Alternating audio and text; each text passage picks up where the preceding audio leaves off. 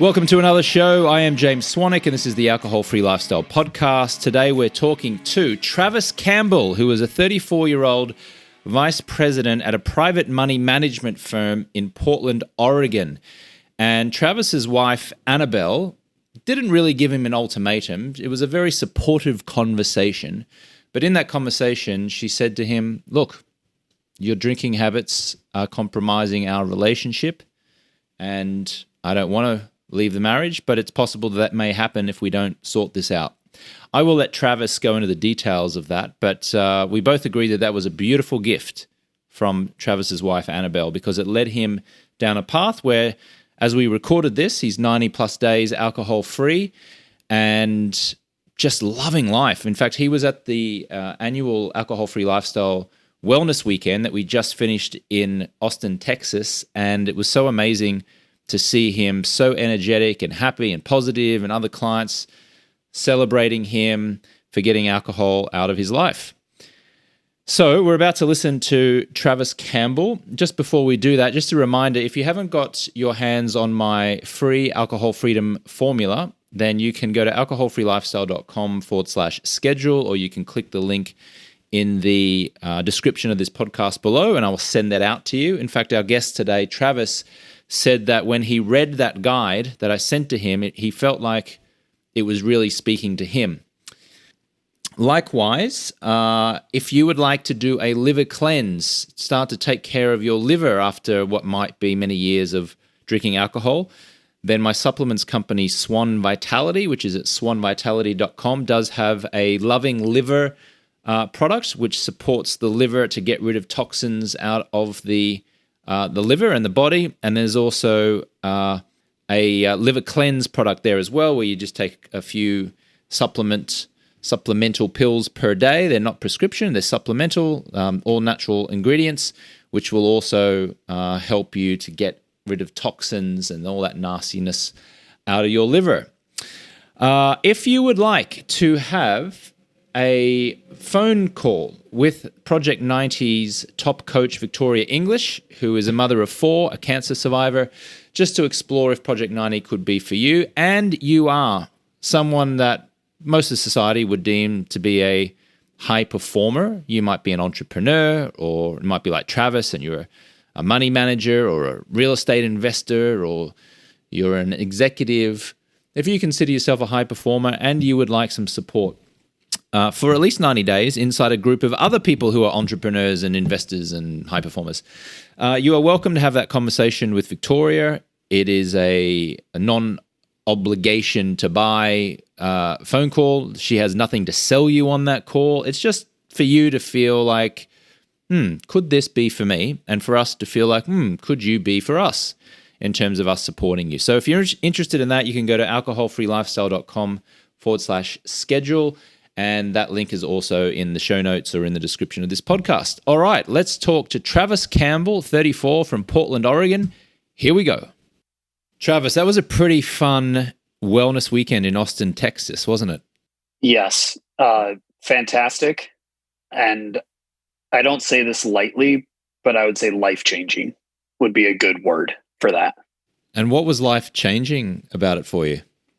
So it came in a really good time for me. I'm 98 days alcohol-free as of today. Congratulations. I'm going to give you a round of applause. Well done. Thank you. And so it coordinated really well with that. And the first 90 days in Project 90, which I know we'll talk more about, is all about getting rid of alcohol in your life, which is a great thing. But then around day 90, you start to have this extra mental space and the ability to level up. And you start wondering, what are you going to do next? And the wellness weekend really helped me because I've wanted to get into coaching and helping others, particularly around alcohol, and being around coaches that do that, having their support, having their wisdom and guidance and their encouragement has now set me on a new path. And I'm really excited for that. That's really interesting because you're a vice president at a private money management firm in Portland, Oregon. So I'm assuming you're not short of a buck, and yet you want to go into coaching, which is amazing and incredible and helps people change lives. But you going into this is kind of a fundamental shift in what you've known in your professional life up until right now, where you're the age of 34. So just talk me through that a little bit, if you would.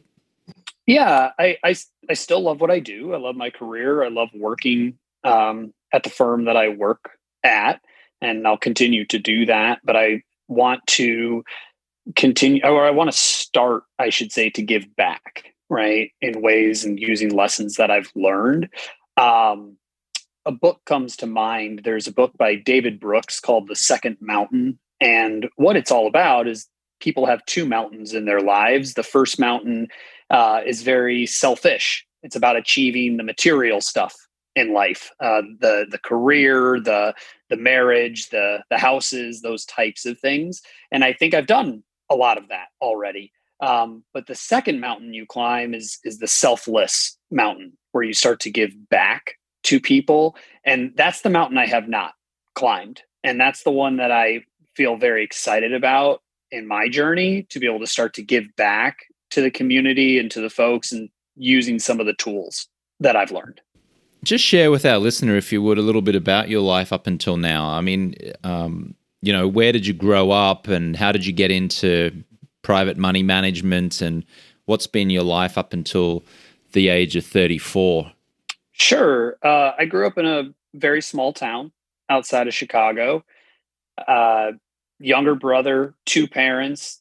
They've been together for 40 years, still happily married. So I come from a good upbringing, good childhood. I went to college in Arizona. And actually, my first job out of college, I worked for the Phoenix Suns, the basketball team. I was selling season tickets there. When I graduated college, we were in the middle of a financial crisis in this country, and no money management firms were hiring, to say the least. So I needed a job, and I loved sports. And so that's what I did. Eventually, I networked my way and made it over to Morgan Stanley and worked in their high net worth wealth management division, and then was recruited to the firm I'm at now, which is a private firm where I've been for the last 8 years.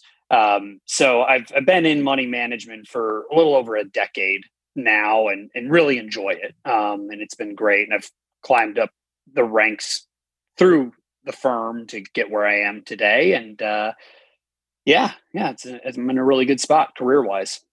And so you've climbed up the corporate ladder. You're in the financial services industry or money management industry. You've obviously done well for yourself financially, and yet you wanted to join a program that helped you to get long-term power over your drinking habits. So what was going on? What was the trouble that you were experiencing or feeling in your life leading up to you choosing to join us in Project 90?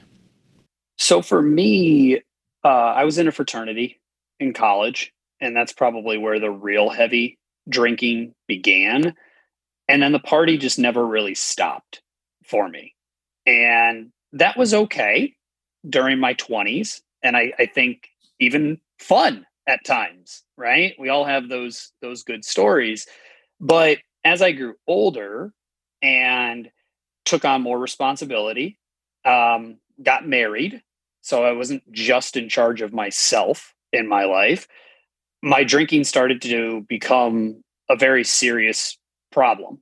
It didn't really affect my career performance. I did it pretty incredibly well, even though I was drinking as much as I was, but it absolutely was affecting my relationship at home, my marriage, to the point where my wife sat me down and said, Travis, if we can't figure this thing out, I don't want to leave. I don't want to get divorced or make changes in our lives, but you're not going to give me much of a choice if we don't get this squared away.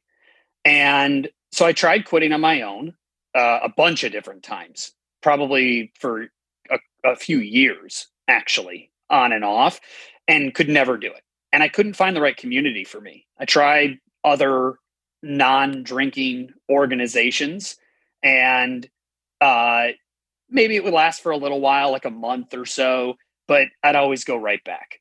And I listened to your podcast, and well, a few episodes of your podcast, and I downloaded the Alcohol Freedom Formula Guide. And when I read that, it was a pretty surreal moment. I felt like the words were jumping off the page at me. I mean, I thought you were literally describing my life. There was particularly a couple sentences that I remember that said something to the effect of like, "You're not a complete down and out. You don't have multiple DUIs. You haven't gone to jail. You're a success in every other area of your life, but you got to get over this one thing, which is drinking." And I was like, that is me. Exactly. So whatever this community is, or wherever I need to go to talk to these type of people, that's where I want to go. And that's when I called you, and you and I jumped on the line, and here we are. Thank you for sharing that, Travis. What's your wife's name? Annabelle. Great.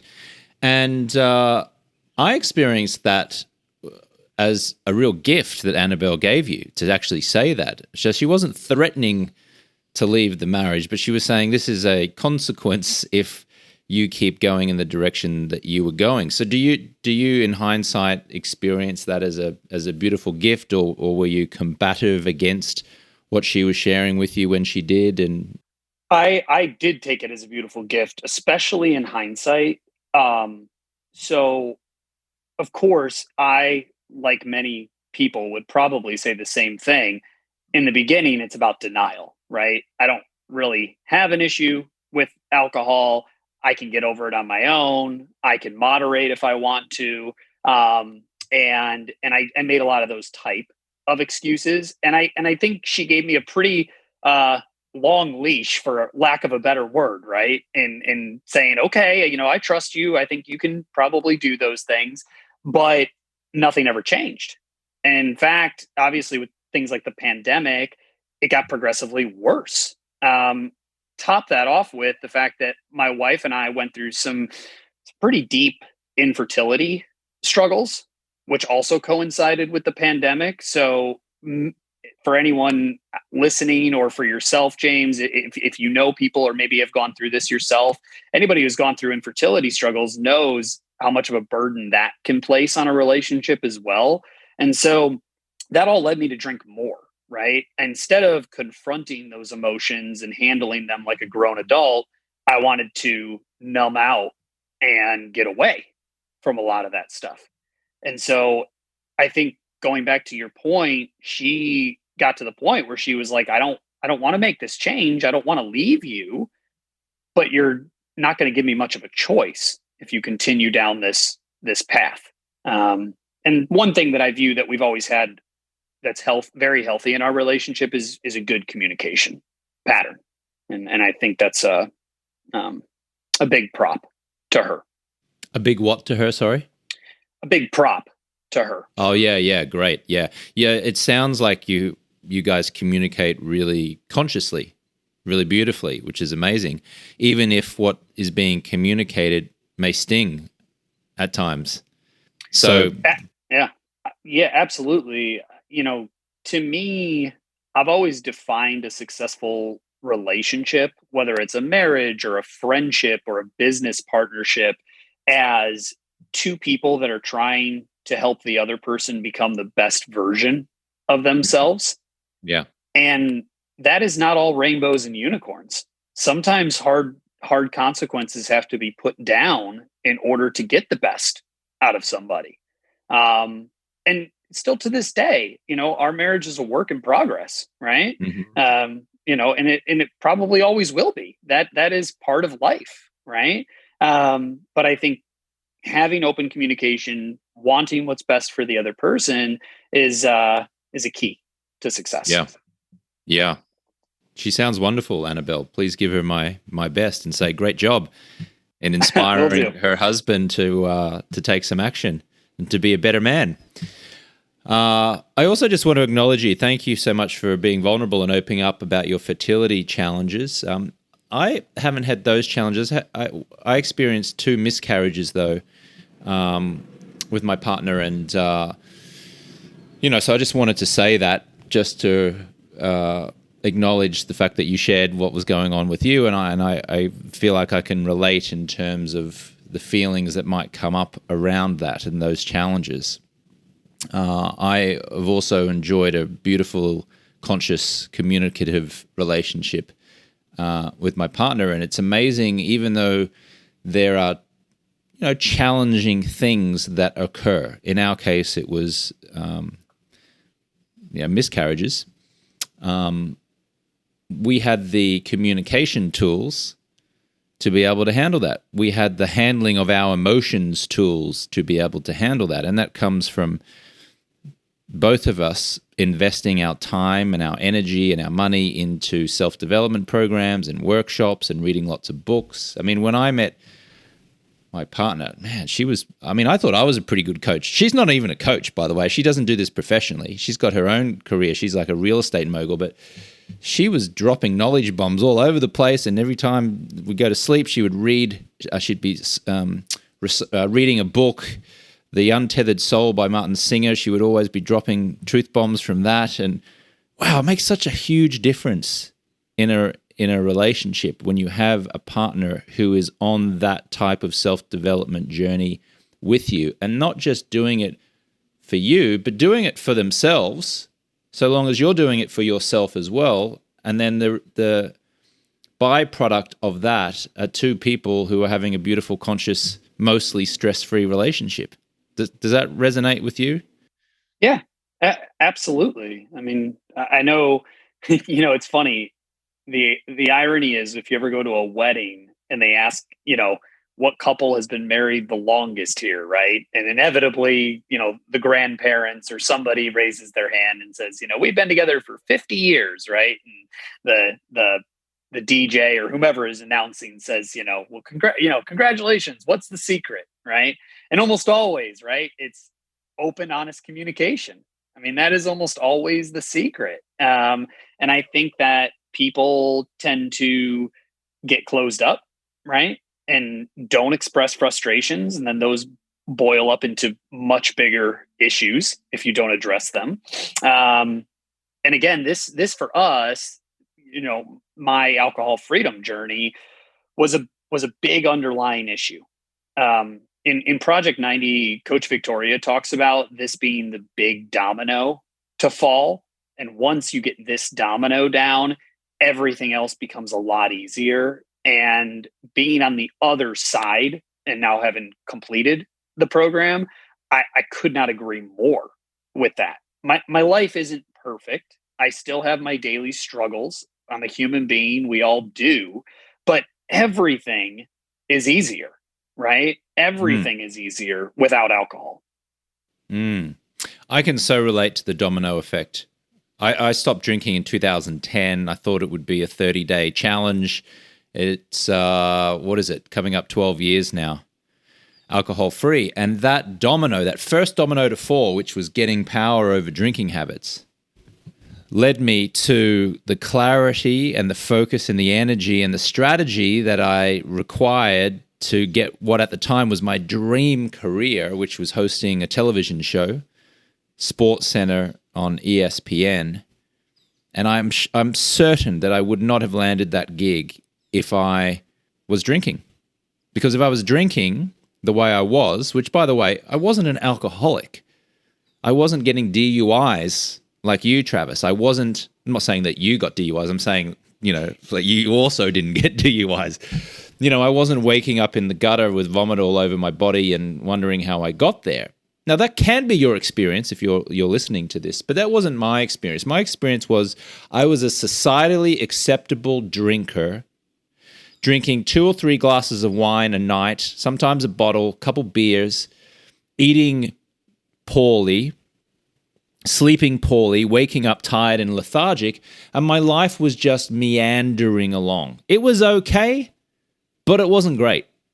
I knew I had so much more potential. And that first domino of getting alcohol out of my life led to better sleep, more clarity, more focus. Sports Center on ESPN, which led me to creating this business, helping people to quit drinking, which led me to create my sleep company, Swanic Sleep. $20 million in sales later, I'm not that it's not all about money, but it's a kind of it's a gauge, right? I can say that none of that would have happened. None of that would have happened if I had still been drinking. And it sounds like what you're sharing, Travis, is what's about to come wouldn't have happened if you had continued along the path that you were on. Yeah, 100%. I I feel like I was playing at a 7 out of 10, right? I feel like I was very successful. And I think part of it too, James, is drinking for me was a sign of success. I became successful very early in life and needed to continue to validate myself for that. So bottles of fine scotch, bottles of nice wine, right? That was a sign of success in my eyes. And I felt as a younger man having success that I needed to show the world that I was successful, right? And that was a way to do it. And so I wrapped a lot of my identity around that. And what I realized is none of my successes happened because of my drinking. They did happen in spite of my drinking, but it certainly didn't help, right? And in fact, because of my drinking, I was still able to be successful in my work life, but you can only spin so many plates at once. And so everything else in my life was suffering, right? And including my marriage, of course. And so um, getting that out of my life, as I said, was the big domino to fall. Everything else became a lot easier after that. It sounds like you were a functioning drinker.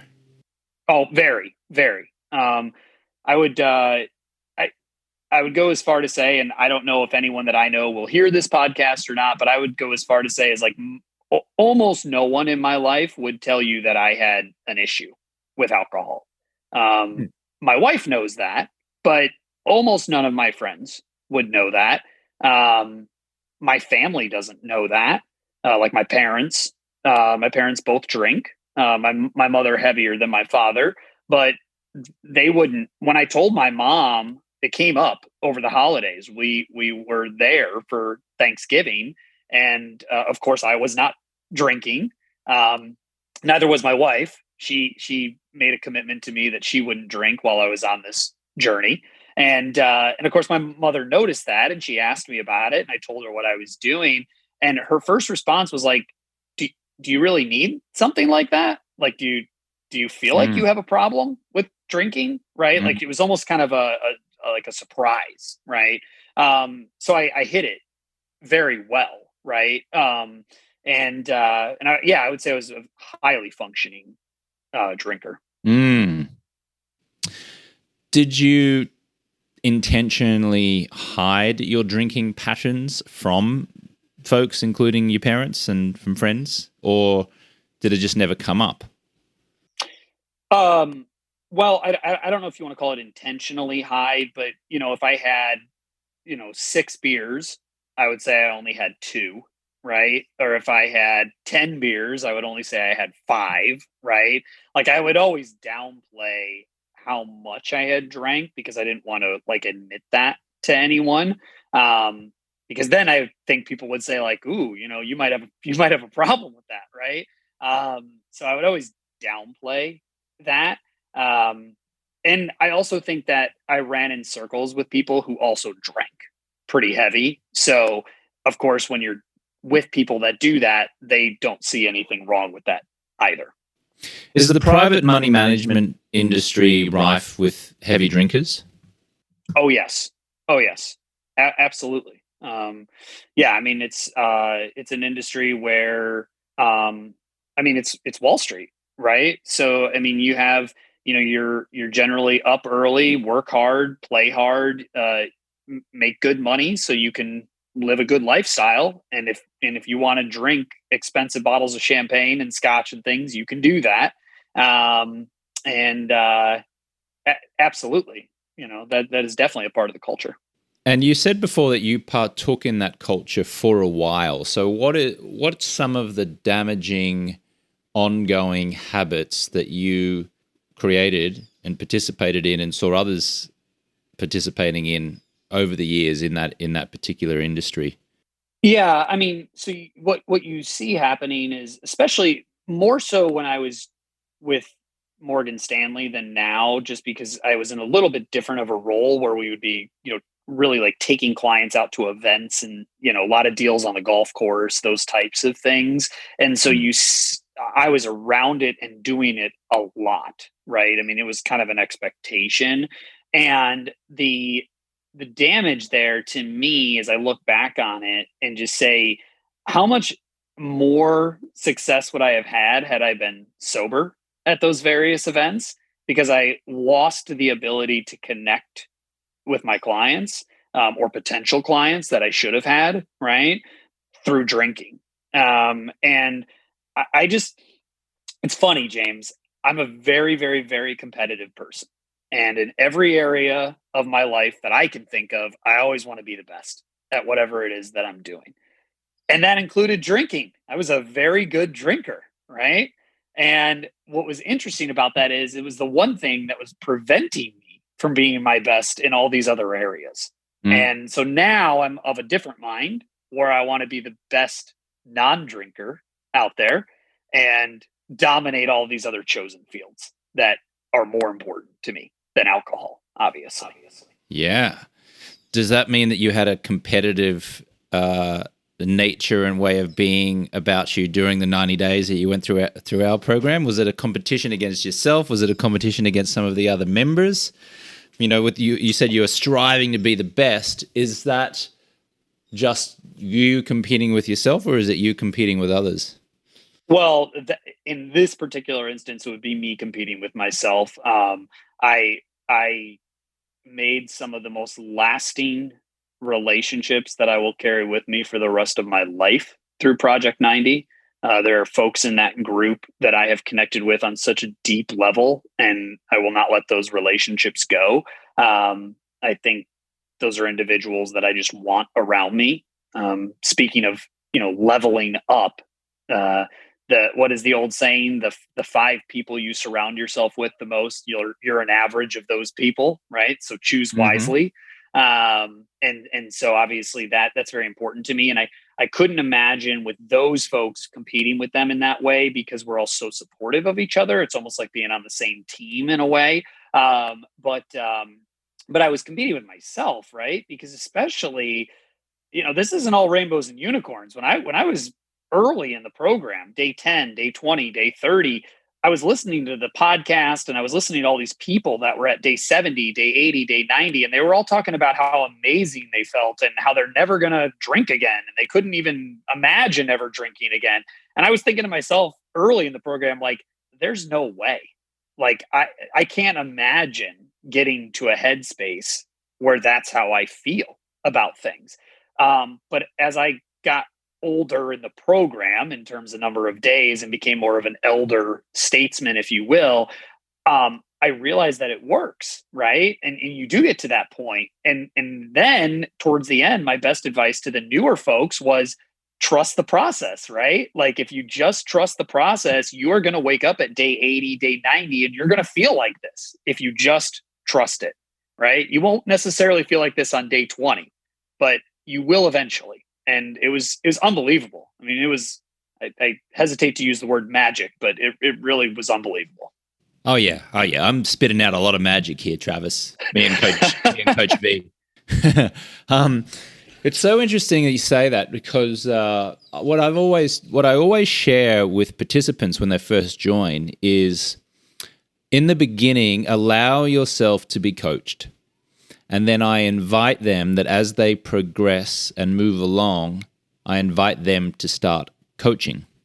Now, I don't mean that I have them moderate a coaching call and give professional advice. I mean coaching by sharing what has been working for you, sharing what you've been going through, sharing what's not been working, quite frankly, sharing about the struggles or the challenges or the cravings or the lack of cravings or the new you or struggling with stepping into the new personality. That's coaching, because you're opening up and being vulnerable and sharing, and people can relate to that. Everyone can relate to struggle and pain.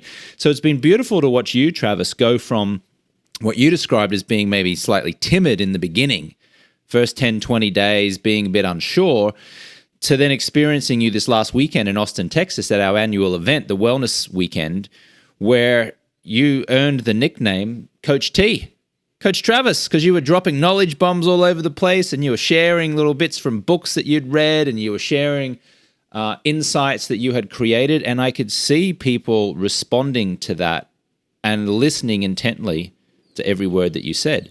So the student becomes the teacher, and the fastest way to learn anything is to teach it. And the example of how you teach it is just share your experience. That's it. You don't need to stand up in front of a room and say, do this, do that, do this. You can say, hey, here's what happened for me. So great to watch that progression. You feel like you're a Coach T now? I do. I have to say, and this may take us down a little bit different of a road, but I have to say that like the thing for me that clicked so much with Project 90 versus other alcohol abstinence programs is the positivity of it. I am a very positive person by nature. I'm an optimist. I see the glass half full in everything that I do in my life. And so to choose a path where I would be feeling like I'm admitting defeat, like saying something like, oh, I've got a disease that I now have to live with for the rest of my life, never fit with my personality or my attitude or my mental state. And it didn't click with me. Project 90, what I've discovered from you and from Coach V, is all about what you're gaining by giving up alcohol. It's not about what you're losing, right? And of course, the first, 10, 20 days in the program, you still feel like you're losing something because you've got to develop that over time. But now I'm at a point where it's like, what else can I do? Right?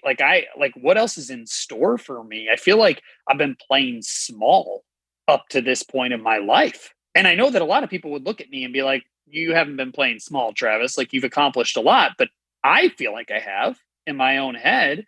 And I feel like I've you and Coach V to thank for that. I think you've opened up that mental space and encouraged me and helped me to get on a path where I don't have to play small anymore. And I don't totally know what the future holds, but I'm very excited for it. I can tell you that. So great to hear you share that, Travis. Thank you. Yeah, it's a fundamental foundation of psychology that positive reinforcement is so much more powerful than negative. So when you go into, let's call it traditional recovery or traditional quit drinking programs, the stuff that's been around for decades, stuff that they use in AA or recovery or rehab centers, things like that. The feedback that we get, or not feedback, but the comments that we get from people are that it's very negative. It's all about the past and shame and regret and, oh, I'm no good. And you kind of, imagine sitting in a circle and you're looking down at your feet and you kind of feel embarrassment and awkward, or maybe the court's ordered you to be there at a meeting, and it's just doom and gloom for most people. Now, having said that, I've got friends who do AA and traditional 12 steps, and they swear by it. But statistically, they're the minority. For the most part, 9 out of 10 people dislike those traditional methods, which means they're ineffective. But if you can create a fun, positive, uplifting experience, then people really exceed their own expectations, and they have breakthroughs, and it's fun, and they connect, and you're talking about making lifelong friends from people that you met during the program and at the Wellness Weekend. I mean, that's fun. That's lively, and it gets us surging in a positive direction, as opposed to, oh, I've got to go to AA, I've got to do recovery, oh, I'm white-knuckling it, trying to avoid drinking. No. Stop trying to avoid drinking and start stepping into and pursuing what you really want to create. That's the goal. Positivity. And it seems like you experienced that, Travis. So I tip my hat to you, sir. Well done. Thank you. And I couldn't agree more, right? Like, uh, in the beginning of the program, my wife would say things to me like, well, we don't have to go to this party, right? Because I know there's going to be alcohol there. Or, maybe we should reschedule this trip that we were planning on going on because I know that there's going to be drinking involved, right? And what I learned from the program is like, no, I don't need to change up anything. Like, I want to go to the party. I want to go on the trip. I want to do all those things. And here's the kicker, and I can't believe I'm saying this now, but because alcohol doesn't faze me at all, I can be present with it, and everyone in the room can be drinking but me, and I don't feel like I'm missing out on a darn thing. I can, in my bones, I can say that. And that is the best gift that you could have ever given to me. Wow. I love that. Thank you for sharing that. That's powerful. I hope it's powerful for the listeners as well. I'm sure it is, because this is not about depriving you of life's pleasures. This is about creating life's pleasures for you, which just happen not to involve attractively packaged poison that we call alcohol, and that society has deemed worthy of being thought of as a pleasure. As we're recording this, I'm staying in a hotel. I'm in a Marriott hotel. I'm in Puerto Vallarta, Mexico. And there's a little store downstairs in the foyer of the hotel. And I've been in there a couple times to search for anything healthy. And I found big bottles of water, 1.5 liter bottles of water. I've got one here. And there is some fruit and there's some bananas. But then the rest of it is absolute crap.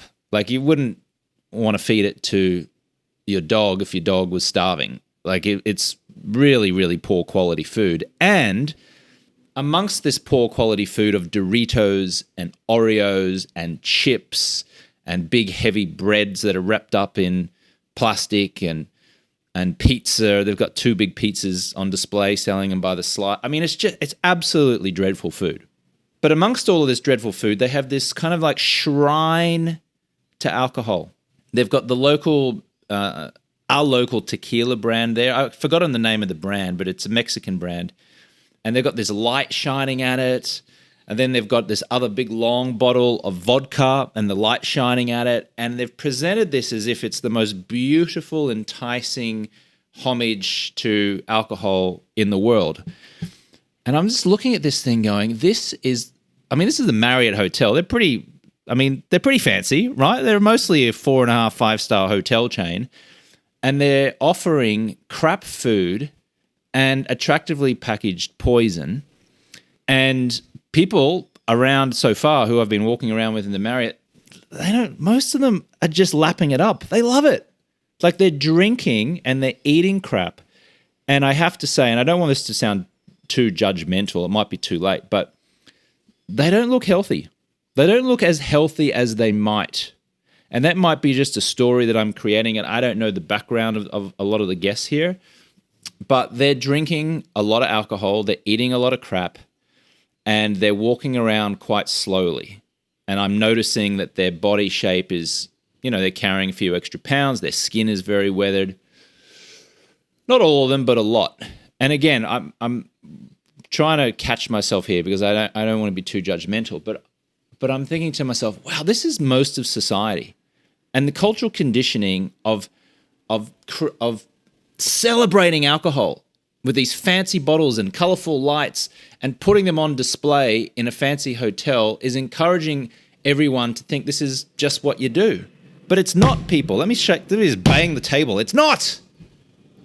I choose to live my life the way that nature intends me to live my life, which is drinking lots of water, eating really well, getting sunlight, focusing on sleep, eating with good nutrition, being around a tribe of like-minded people who support me and who I support without having to drink toxins, which then lead you to eat crappy food. I could go on a rant here. This is you, Travis. I should just stop the rant here. Anything that came up for you as I was sharing that? Were you going, oh, he's gone a bit too far, or were you agreeing, nodding your head? What are your thoughts on that? No, you're fine. That's a good rant. I agree with all of that. And to kind of save you, you said you were hoping you wouldn't be judgmental. I, I'll just say this: if you want to be a part of the 1%, then you can't live like the other 99, right? And if everybody's out there eating Doritos and Oreos and drinking heavy caloric beers or whatever, if you don't make it to the 1%, you have nobody but yourself to blame, right? You have to act like that. Something else that you've taught me through Project 90, because here's another thing just for the listeners. Project 90 is about giving up alcohol. Absolutely. That's what the program centers on. But it's a lot more than that. It's also about becoming the best version of yourself. Um, and things that you taught me, right? Get out in the morning, wake up at the same time every day, get out in the morning, get sunlight on your face, work out in the morning, eat healthier, right? Wear your blue light blockers at night so that you get better sleep, right? All of these things, though, add up, right? These incremental things add up. And then you look at it at the end of the year. Darren Hardy wrote a book called The Compound Effect, which is a Mm-hmm. phenomenal read for anybody who hasn't read it. But this is what he talks about, right? Is when you look at the most successful people in anything, sports, business, whatever you want to look at, they're doing all the little things correctly, right? They're the first ones in the gym, they're the last ones to leave, right? They're putting in the extra hours at the office, they're doing whatever they need to do. And if you treat your body like an athlete would, then you're going to get rewarded for that, right? Like in my field, money management, you don't need to be a big physical stature to be a superstar, right? Anybody can be a superstar in money management, but all the money that I make and all the success that I have is derived from my intelligence, right? That is the muscle in my field.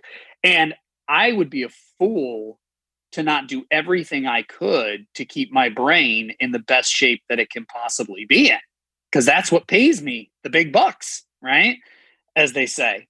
So I want to do all these other things. I want to treat my body well. And you get to the end of a year, and my friends are looking at me. Again, I hope I'm not sounding judgmental now, but people look at you and they're like, "Wow, like how did you do it? Like how are you doing what you're doing?" And it's not just you can't point to just one thing. There are some big things like not drinking, but it's doing a lot of little things right every single day. And that's why you're so successful, right? That's why you're in the 1%. You're not in the 99 because you behave differently than other people. And I can't believe that until Project 90, I couldn't see that. It is so obvious to me that the vast majority of people drink, but that doesn't make it right. There's a quote out there: it is no measure of good health to be well adjusted to a profoundly sick society. Mm. And I love that quote because it's true, right? Just because everybody drinks, just because everybody does social media, just because everybody watches Fox News or CNN doesn't mean you have to do any of those things, right? You can be totally different from all of the masses and then get totally different results in a very good way. Um, and I realized that in every other area of my life. And for some reason, alcohol was the one thing that I just could not get my mind around with that. Mm. And now that you've shown me the way to that, as I said before, I don't have a crystal ball and I don't know what the future brings, but I'm very much looking forward to it. Love it. Travis, thank you so much for sharing your time and your journey with us here today. Even though you're not quite sure what the future holds, what direction do you feel you're going in? I feel that I will continue to improve on my career. I feel that I will continue to improve on my relationships, right? Both with my wife and others in my lives. I feel that I will move in a direction where I'm giving back via coaching, particularly around this subject. As you can probably tell, I'm pretty passionate about this and my belief in it. Um, I just feel like I have so much more to give now, and I feel ready for that, and I feel inspired to do that, and it's all thanks to this program. And I just really, I just can't thank you enough, James. It's really been life changing. You're welcome, Travis, and thank you for supporting others in the manner in which you did support them, which was you being incredibly engaged, very positive, and I could tell from the alcohol-free wellness weekend that we just had in Austin, Texas, that all the other clients who were there love you immensely as well. I could see you with at least one or two of them there that you guys were all sticking together and clinging together and just really enjoying each other's company and laughing and having fun. And crying at times as well. There were some tears shed there, weren't there? I actually had a bit of a cry at the end after we did some breath work where I kind of got in tune with my body and was thinking about my parents' mortality. That was very moving for me. And it seemed like you got in touch with your body as well during that breathwork session, Travis. Yeah. That was the wellness weekend. The reason for me that it was amazing, the people, obviously, that were there and getting to connect with, as I've said, I've cultivated relationships within Project 90 that will be with me the rest of my life. I mean, you mentioned earlier being around like-minded people. I have not been in a group that dynamic, that enriching in a very long time, maybe ever, right? Where you're with a couple dozen people that want to be the best version of themselves and they're willing to put in the work to do it. That is a very powerful thing. And I think so that was very big. But then even on top of it, right, we did talk about alcohol at the wellness weekend. We talked about living an alcohol-free lifestyle, but we also talked about a lot more, right? We talked about relationship building. We talked about breath work. We talked about philosophies on life and just how to live the best version of yourself. I mean, it was a very surreal experience and one that I hope you repeat in the future. We certainly will. Travis Campbell, 34, from Portland, Oregon. Congratulations again. Thank you so much for your time. And to the listener, thank you for listening in. Thank you for being present. And we will catch you on the next one. See you, Travis. Take care.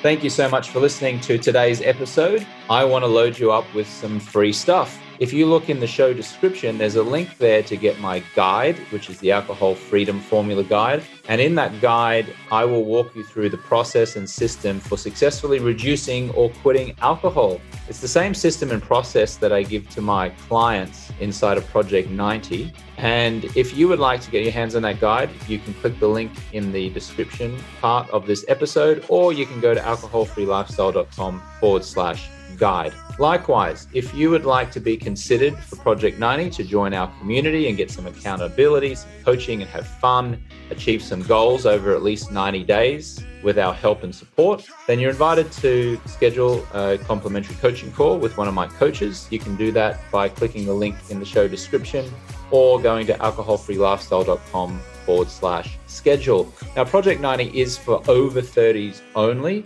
and it's really for people who are ready to get long-term power over alcohol. You don't have to quit forever, but you will have to quit for at least 90 days with our support. Just a reminder, 95% of my content is free and plastered all over the internet. If you just Google James Swanwick and the word alcohol, you'll find that.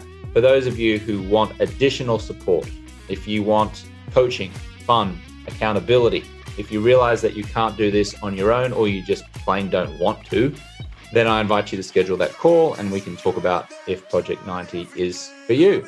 If you would like to take some of my supplements, swanvitality.com is the website.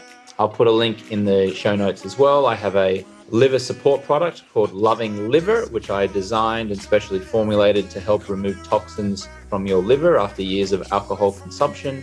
Again, there's a link in the show description. We've also got a green powder there, which turns into a green juice filled with amazing ingredients to support you and give you energy throughout the day. And there's also a magnesium product which I take every night to help me prepare for sleep and to sleep through the night. So there's a few options there. Lastly, if this episode or the show in general has helped you or supported you in any way, I would so appreciate it if you would write a review. It really does help the show climb the rankings and expose the show to people who don't yet know about us. So if this show has benefited you in any way and you feel compelled to pay it forward, just writing a short little review, hopefully a nice one, will be so appreciated, and I will thank you immensely. Lastly, if you'd like to talk to me about anything at all, feel free to send me an email at james@alcoholfreelifestyle.com. I do read and respond to every email. And you can also follow me on Instagram at @JamesSwanwick. Send me a message there. And I look forward to connecting with you soon. Catch you on the next one.